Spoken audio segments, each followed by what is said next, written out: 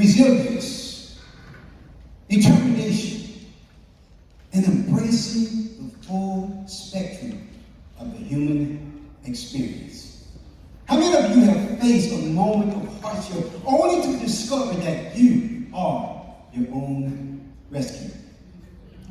In 2003, I was living in New Orleans, Louisiana, and on that particular day, the temperature plummeted down into the frigid teens.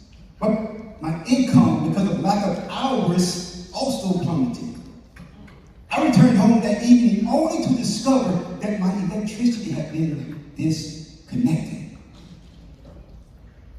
As a single parent, my son, he looked at me and he said, "Dad, what are we gonna do? I'm cold." I took my son for a drive because it was the only warmth that I could afford for him. We found ourselves parked behind an old abandoned warehouse. And as I was sitting there contemplating on what I was going to do next, tears began to well up in my eyes. And I looked at my son and I said, "Son, Daddy's sorry."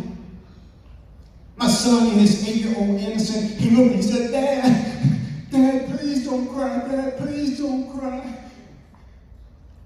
I wiped the tears from my eyes. But as I wiped the tears from my eyes, they became affixed on a stack of old wooden pallets. Fragments of hope hidden in the shadows.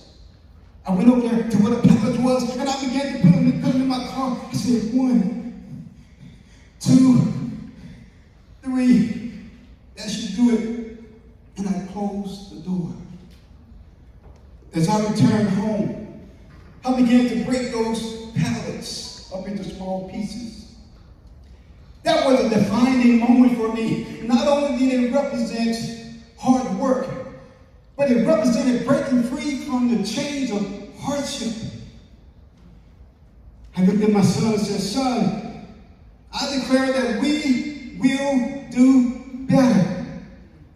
I began networking with the right people in the right organizations. I found my voice and I became a speaker, a coach, and a 3-time international best-selling author. And I declare that I would never give up. And you can do the same. Why? Because you are your own